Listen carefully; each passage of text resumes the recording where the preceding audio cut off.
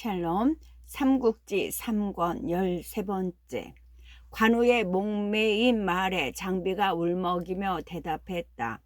저는 망탕산에 들어가 때를 기다리고 있었습니다. 다행히 오늘 다시 형님을 만나게 되고 다시 그 형님께서도 무사하시다는 걸 알게 되었으니 기다린 게 헛되지 않았군요. 하늘이 우리 삼형제를 버리지 않으신 모양이네. 자, 여기서 지체할 게 아니라 어서 현덕 형님을 뵈러 가세. 관우가 장비의 등을 두드리며 그렇게 말하고 앞장서자 장비도 군사를 이끌고 유비가 있는 조조의 본진으로 향했다. 생사를 모르는 채 헤어졌던 삼형제가 다시 만나게 되었으니 그 기쁨이야 오죽했겠는가. 땅에 엎드려 울며 절하는 두 아이의 손을 잡아 일으키며 유비 또한 눈물을 감추지 못했다. 이제 함께 조장군을 뵈러 가세. 이윽고 유비가 그렇게 말하며 둘을 데리고 조조를 만나러 갔다. 조조도 둘을 반가이 맞고 유비와 함께 자신을 따르도록 했다. 유비와 관, 장 삼형제가 조조를 따라 서주성으로 들어가니 이번에는 미축이 다시 눈물로 맞았다. 그러나 미축을 통해 가솔들이 모두 무사한 걸 알자 유비의 기쁨은 컸다. 근거가 되는 성을 빼앗기고도 두 아우는 물론 저자와 노소까지 아무 탈 없이 다시 만날 수 있는 것은 하늘의 보살핌이라 여겼다. 그러나 누구보다 기쁨이 큰 것은 조조였다. 두려워했던 손실을 입지 않고 소패와 서주를 빼앗을 뿐만 아니라 여포를 하비성에 가두어 놓을 수 있게 된 까닭이었다. 조조는 그 같은 성과를 얻게 된 데 가장 큰 공을 세운 진규와 진등 부자가 찾아들자 크게 잔치를 벌였다. 자신은 가운데에 앉고 왼쪽에는 진규를 오른쪽에는 유비를 앉힌 뒤 다른 장수와 모사들도 각기 자리를 정해 앉게 하고 그들의 노구를 지하했다. 그런 다음 진규 부자의 공을 기려 10개 현의 녹을 내리고 진등은 벼슬을 높여 복파 장군으로 삼았다. 그 잔치가 끝난 뒤 유관장 삼형제는 따로 모여 다시 그간에 쌓인 회포를 풀며 밤새워 술을 마셨다. 형님, 이 얼마나 다양한 일입니까? 우리 삼형제가 다시 만난 데다가 두 분 형수님과 집안의 노수까지 무사하니 실로 하늘이 돌보신 것임이 틀림없습니다. 장비의 그 같은 말에 유비도 환한 얼굴로 받았다. 나도 그렇게 생각하네. 처음 말 한 필에 의지에 소패를 빠져나올 때만 해도 나는 모든 일이 글러버린 줄 알았네. 하지만 사람의 욕심이 원래 그러한지 두 아우와 가솔들이 모두 무사한 걸 알자 유비의 가슴은 차츰 어둠이 일기 시작했다. 또다시 저 탁현을 떠날 때와 다름없이 영락한 자신의 저지가 떠오른 탓이었다. 조조가 나서서 얻어준 것이기는 하지만 점 예주목의 자리를 얻었을 때만 해도 유비는 은근한 희망에 불타고 있었다. 일단 조조의 그늘을 벗어나 자신의 근거지를 가지게 됨으로써 오래전부터 꿈꿔온 자립의 기반을 다질 수 있으리라는 예상에서였다. 그러나 미처 그 꿈을 펴보기도 전에 조조와 여포 사이에 싸움이 벌어지고 자신은 그 와중에서 다시 모든 걸 잃은 채 조조에게 더부살이하는 신세가 되고 말았다. 그 싸움의 흙먼지에 휩쓸려 겨우 움트던 꿈은 산산이 흩어져 버린 셈이었다. 가련하다 백문루의 주종, 가련하다 백문루의 주종. 한편 조조는 손쉽게 서주를 얻게 된 걸 기뻐하면서 다음날 다시 여러 장수와 함께 하비성을 칠 일을 의논했다. 모사 정욱이 나서서 말했다. 이제 여포에게는 하비성 하나가 남았을 뿐입니다. 만약 너무 급하게 조이면 반드시 죽기로 싸우다가 원술에게 투항해 버릴 것입니다. 여포가 원술과 합세하면 그때는 참으로 치기 어렵게 될 것이니 먼저 그것부터 막아야 합니다. 싸움에 능한 장수를 뽑아 회남으로 가는 길목을 지키게 하십시오. 안으로는 여포가 그리로 달아나는 걸 막고 밖으로는 원술이 여포를 구하러 오는 걸 지킬 수 있을 것입니다. 뿐만 아니라 산동에는 아직 장패 손관의 무리가 귀순하지 않고 있습니다. 거기에 대한 방비 또한 소홀해서는 아니 될 것입니다. 조조가 들어보니 한 채 빈틈도 없는 헤아림이었다. 이에 더 논란할 것도 없이 거기에 따르기로 하고 유비에게 말했다. 나는 산동에 남은 여러 갈래의 적을 방비하며 합의성을 치겠소. 바라건대 현덕은 회남으로 통하는 길목을 막아 주시오. 유비도 기꺼이 그 말에 따랐다. 승상께서 그렇게 영을 내리시는데 어찌 감히 어기겠습니까? 그리고 다음 날로 미축과 관옹을 서주에 남겨둔 채 손건과 관장 두 아우를 데리고 회남으로 가는 길목을 막으러 떠났다. 조조 또한 한편으로 산동에 남은 여포의 졸개들을 방비하면서 합의성을 공격하러 떠났다. 이때 합의성의 여포는 식량이 넉넉한데다 성을 둘러싼 사수가 깊은 것만 믿고 마음이 느긋했다. 가만히 앉아 지키기만 해도 별 걱정 없이 견뎌낼 수 있을 것 같았다. 그런 여포를 진궁이 깨우쳤다. 조조의 군사는 이제 막 다다라 아직 진채며 목책을 제대로 갖추지 못했습니다. 그 틈을 노려치면 못 이길 까닭이 없습니다. 그러나 여포는 고개를 설레설레 저었다. 우리 군사는 이미 여러 번을 거듭 패해 가볍게 성을 나가 싸울 수 없소. 오히려 적이 공격해 오기를 기다려 되받아치면 깨끗이 사수로 쓸어 넣어 버릴 수 있을 것이요. 그리고 진궁이 거듭 나가 싸울 것을 권해도 끝내 들어주지 않았다.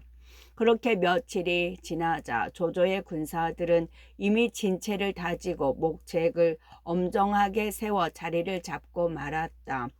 진궁의 간곡한 권유에도 불구하고 여포는 또 한 번의 기회를 놓쳐버린 셈이었다. 대군이 아무런 방해 없이 진채를 내리고 안정되자 조조는 무리를 이끌고 성 아래로와 큰 소리로 여포를 불렀다. 여포가 조조의 말에 대꾸하러 성벽 위로 몸을 드러내자 조조가 부드럽게 다일렀다. 내가 듣기로 봉선이 다시 원술과 혼인을 추진하려 한다기에 이렇게 군사를 이끌고 오게 되었소.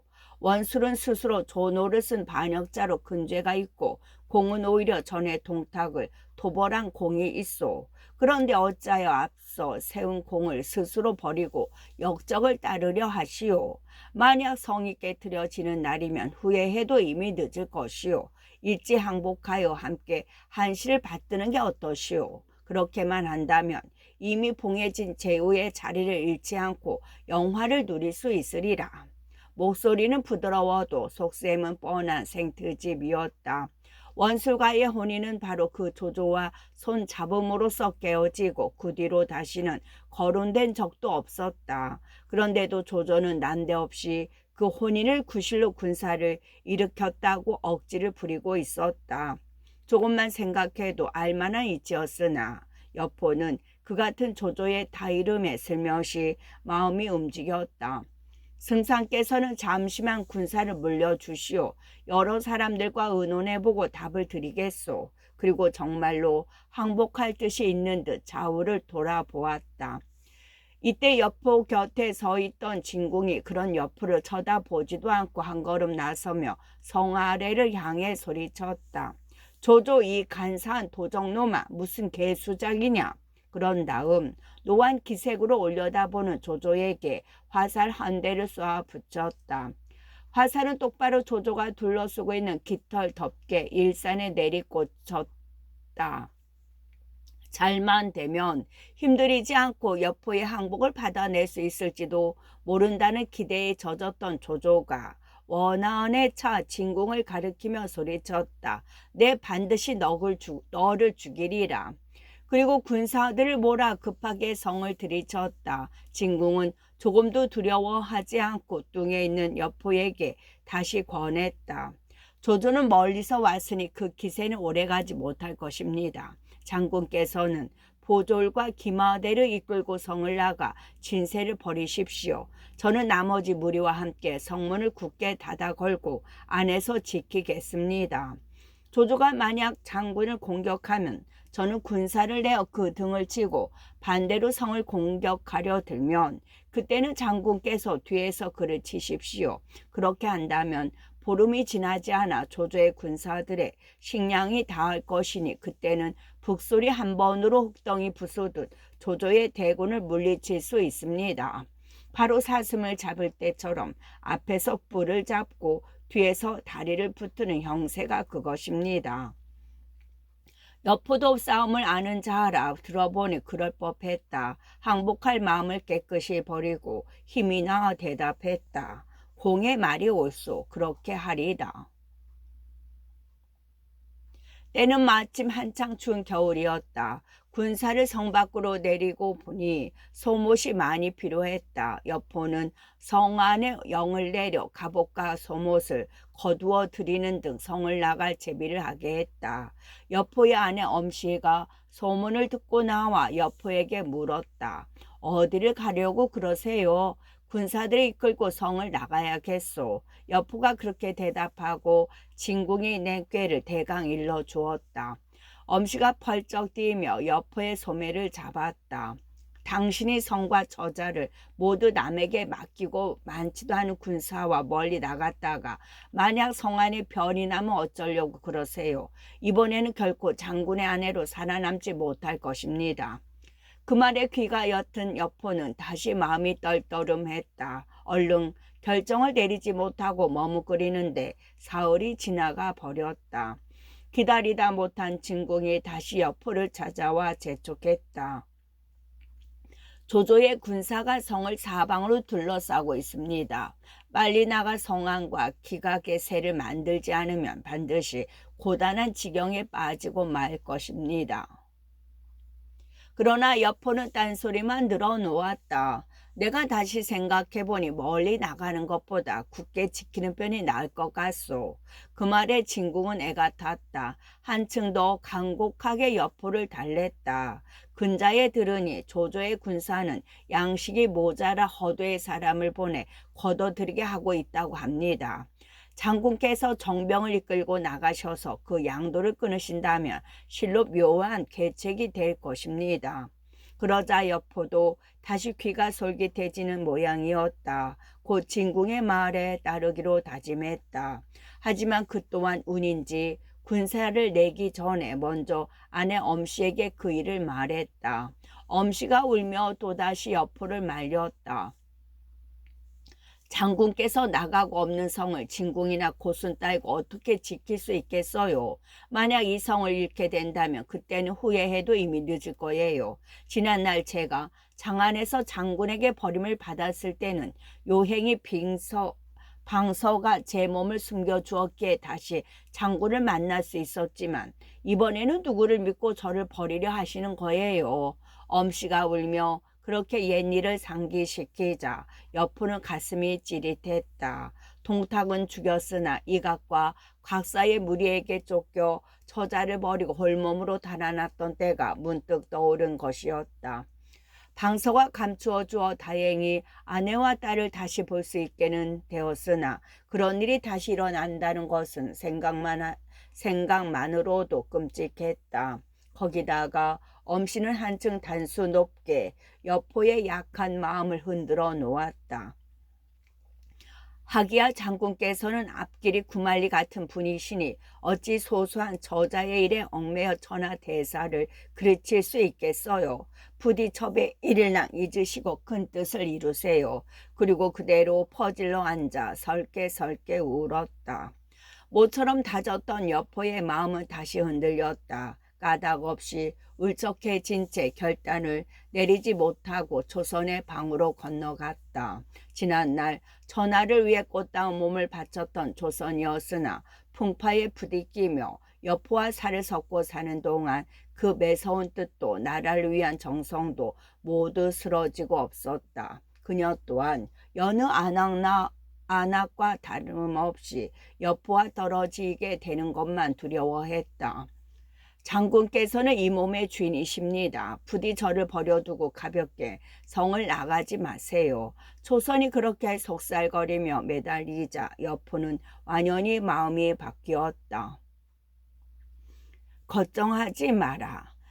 아직 내게는 이 방천 화극이 있고 적토마가 있다. 누가 감히 내게 덤벼들 수 있겠느냐.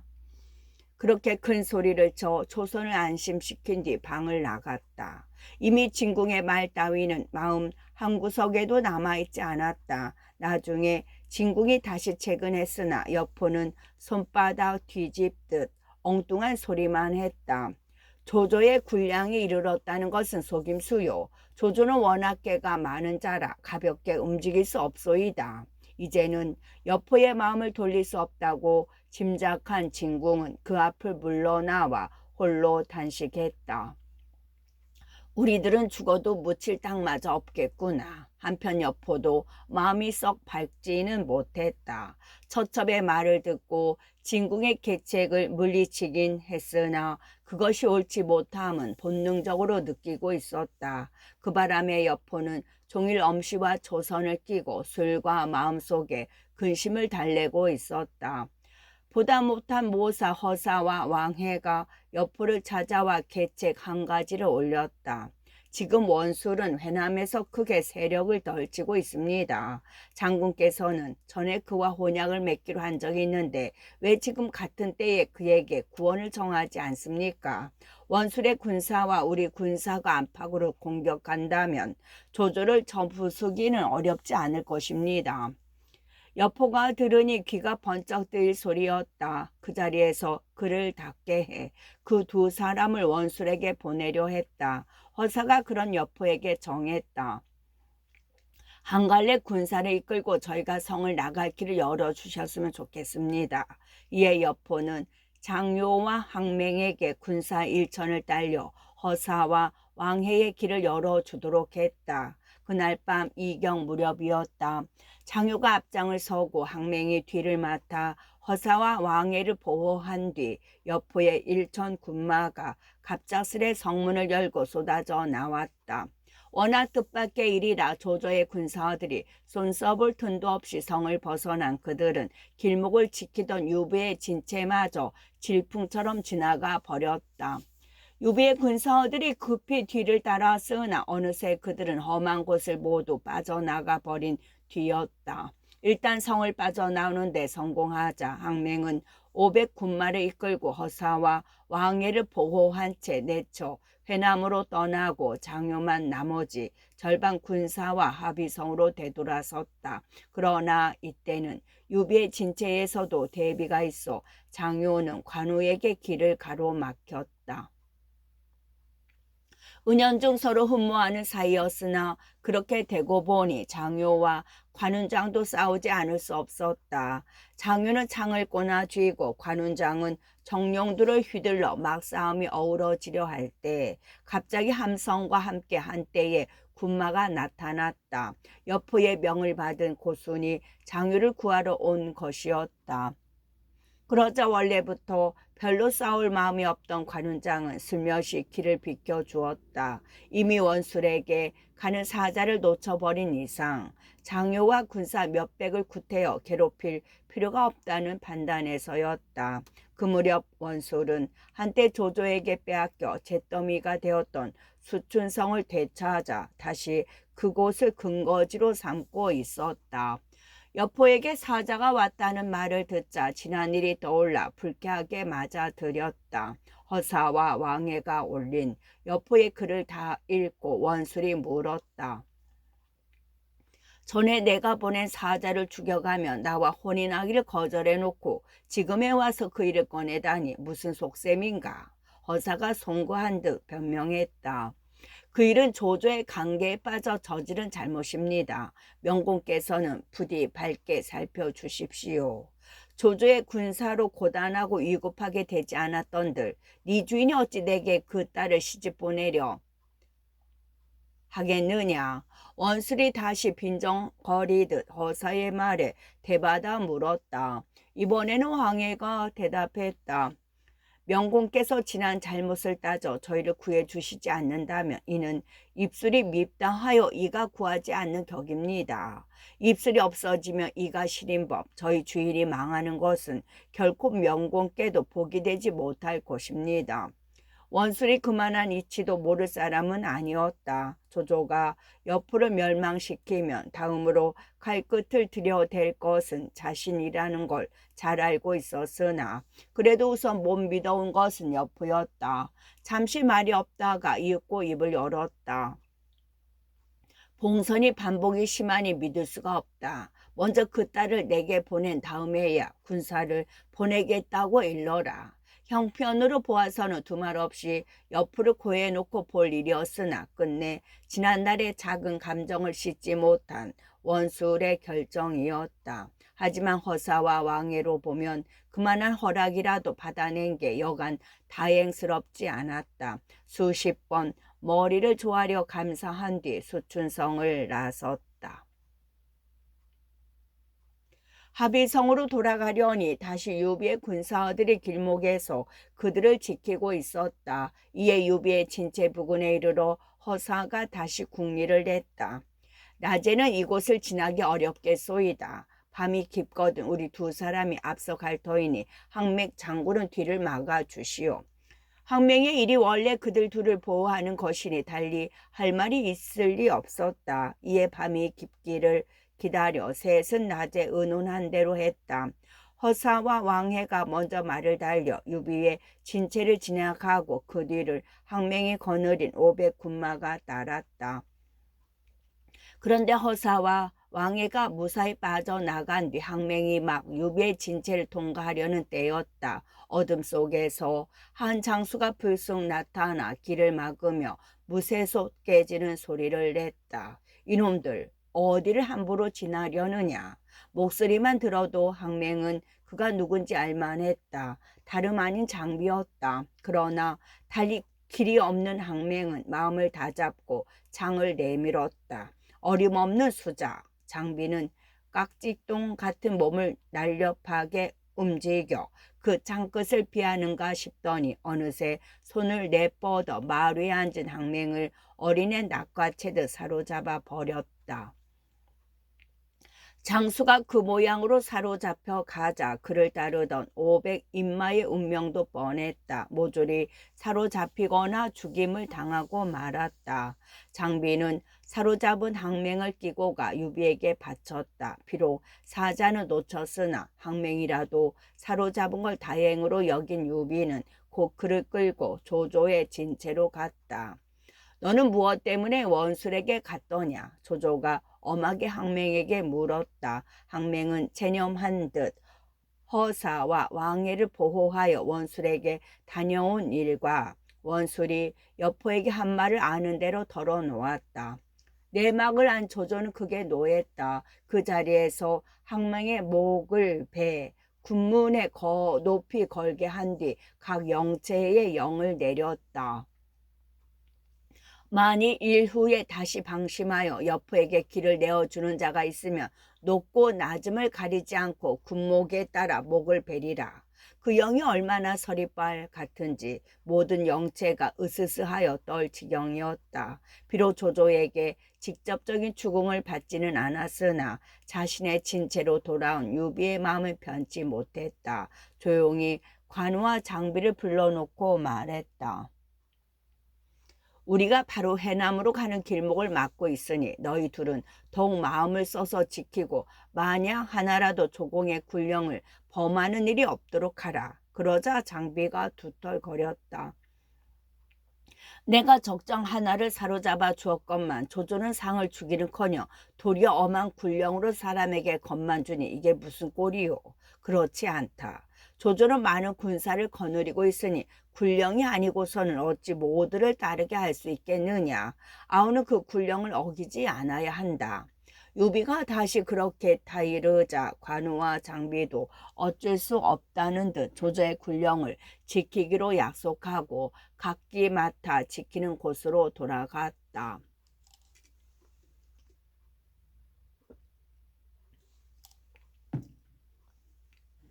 한편 무사히 합의성으로 돌아간 허사와 왕해는 여포 앞에 나가 말했다. 원수는 먼저 며느리를 본 뒤에야 군사를 내어 주공을 구해드리겠다 합니다. 지금 조조의 군사가 겹겹이 성을 에워싸고 있는데 어찌 딸 아이를 보낼 수가 있겠느냐. 여포가 한편으로는 다행이라 여기면서도 한편으로는 답답한 듯 물었다. 허사가 나서서 말했다. 이제 항맹이 사로잡혔으니 조조는 틀림없이 이쪽의 사정을 알아내어 미리 대비하고 있을 것입니다. 장군께서 친히 나서서 호송하지 않으신다면 누가 겹겹이 둘러친 조조의 포위망을 뚫고 나갈 수 있겠습니까? 그 같은 허사의 말이 옳다 여겼는지 여포가 대뜸 물었다. 그렇다면 오늘 당장 딸 아이를 보내는 게 어떠하겠는가? 오늘은 흉신이 든 날이 아니 됩니다. 내일은 날이 좋으니 술시나 해서 나가는 게 어떻겠습니까? 술시는 밤 9시경, 해시는 밤 11시경. 술시나 해시쯤 해서 나가는 게 어떻겠습니까? 허사가 일진까지 들먹여 여포의 조급을 막았다. 여포도 흉신이 들었단 말이 꺼림칙한지 다음 날로 딸을 원술에게 보내기로 작정했다. 허사가 길한 시간으로 짚은 술시와 해시는 다음 날 밤 이경 무렵이었다. 여포는 장요와 고손에게 3천 병마와 작은 수레 한 대를 내어주며 말했다. 내가 딸 아이를 200리 밖까지 호송해 줄 터이니 너희는 거기서부터 그 아이를 수레에 태워 수촌성까지 데려다주고 오도록 해라. 그런 다음 딸을 보호해 성을 나갈 제비를 하는데 그 꼴이 볼만했다. 먼저 딸에게 두꺼운 속옷을 입힌 뒤 다시 그 위에 갑옷을 두르게 했다. 그리고 그 딸을 자기 등에 업으니 비록 딸을 사랑하는 마음에서라 하나 제 신머리가 말이 아니었다. 하지만 급한 여포는 자기 몰골에 마음 쓸 틈도 없이 방천 화극을 고나 쥐고 적토마 위에 올랐다. 이윽고 성문이 열리자 여포가 앞장서서 달리고 그 뒤를 고순과 장요가 삼촌 병마를 이끌고 따랐다. 조조의 진을 돌파할 때만 해도 여포는 모든 게 자신의 뜻대로 되는 줄 알았다. 그러나 유비의 진 앞에 이르러 일은 벌어지고 말았다. 갑자기 한 차례 북소리가 울리더니 횃불이 대낮처럼 밝혀진 가운데 관우와 장비가 길을 막고 소리쳤다. 섞어라. 니놈들은 어디로 가는 누구냐? 하지만 다급한 여포는 별로 싸울 마음이 없었다. 다만 한 가닥 길을 아사 딸을 내보내려고만 들었다. 그때 다시 유비가 한때의 군사를 이끌고 관우와 장비를 도우러 달려왔다. 그렇게 되니 여포는 길을 뚫을래야 뚫을 수가 없었다. 어쩔 수 없이 혼전이 되어 양군은 한동안 정신없이 싸웠다. 여포가 비록 용맹스럽다 하나 등에 업은 사랑하는 딸이 상할까봐 함부로 적진 속에 뛰어들지 못한 탓이었다. 그때 다시 등 뒤에서 조조가 기별을 받고 보낸 서황과 허저가 대군을 이끌고 달려들며 소리쳤다. 여포를 놓치지 마라. 여포를 놓치면 군법을 시행하리라. 일이 그 지경이 되고 보니 천하의 여포라도 뚫고 나갈 도리가 없었다. 황급히 군사를 돌려 성 안으로 쫓겨드니 그제야 유비가 군사를 수습하고 서황과 허저도 각기 진채로 돌아갔다. 결국 여포 쪽에서는 단 한 사람도 조조의 포위망을 뚫지 못한 꼴이었다.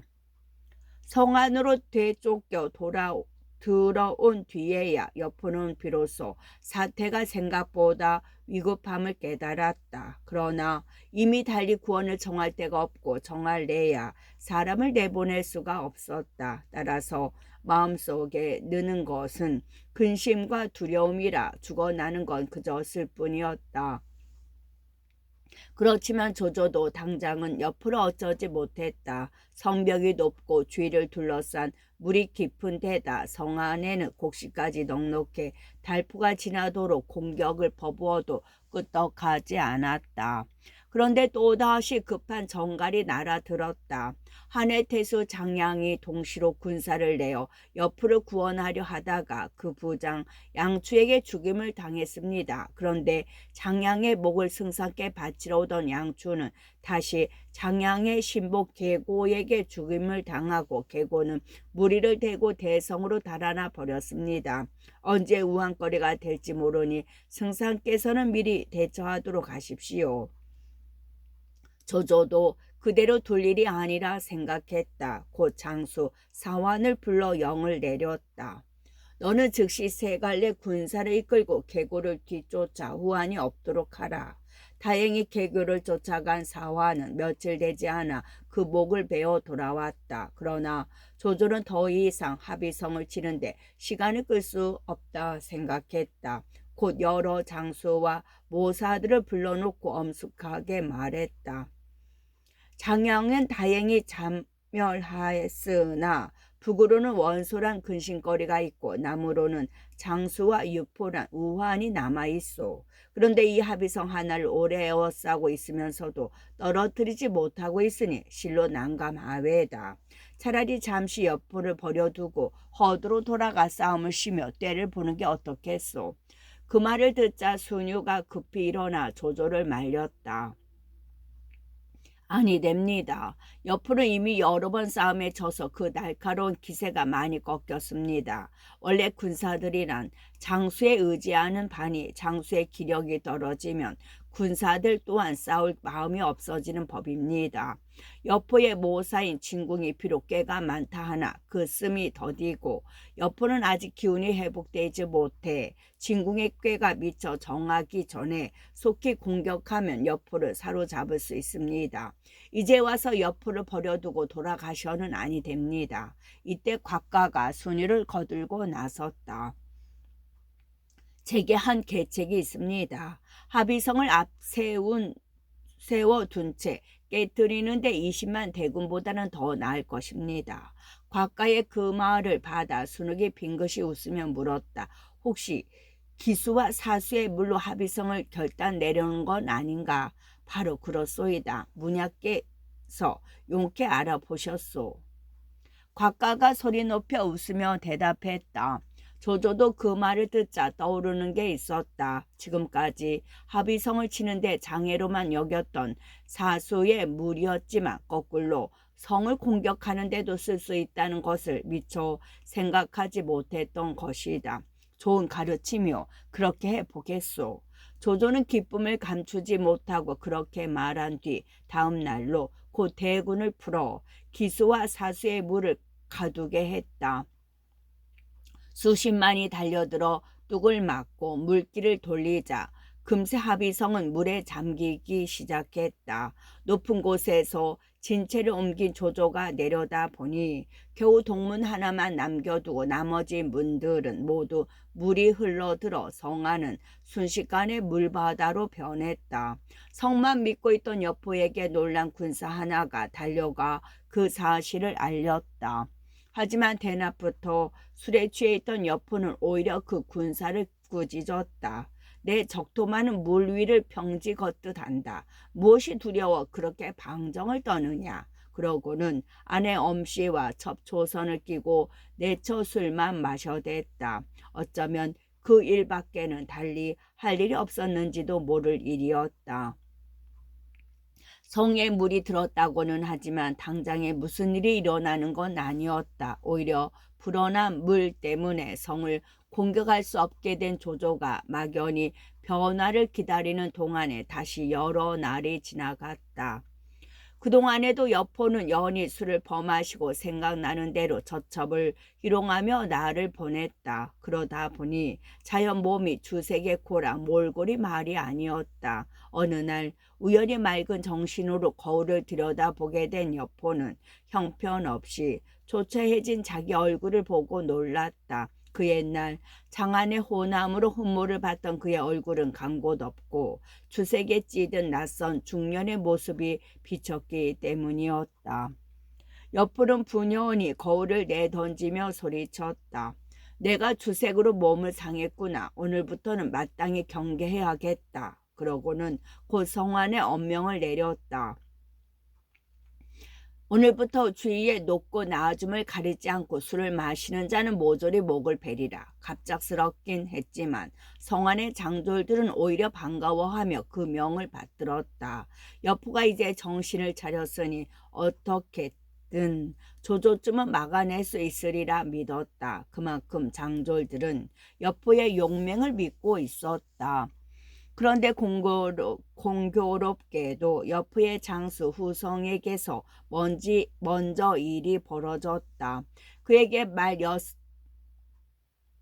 5필이 있었는데 누가 그 말을 훔쳐 유비에게 바치려다 들킨 일이었다. 후성이 뒤쫓아가 말을 훔쳐가던 자들을 죽이고 말을 되찾아오자 다른 장수들이 모여 그 일을 지하하러 왔다. 그때 마침 후성에게는 전에 담가둔 대여섯 말의 술이 있었다. 모처럼 찾아준 동료 장수들과 함께 그 술을 마시고 싶었으나 문득 여포의 금주령이 두려웠다. 후성이 그 말을 여러세게 하자 그중 하나가 말했다.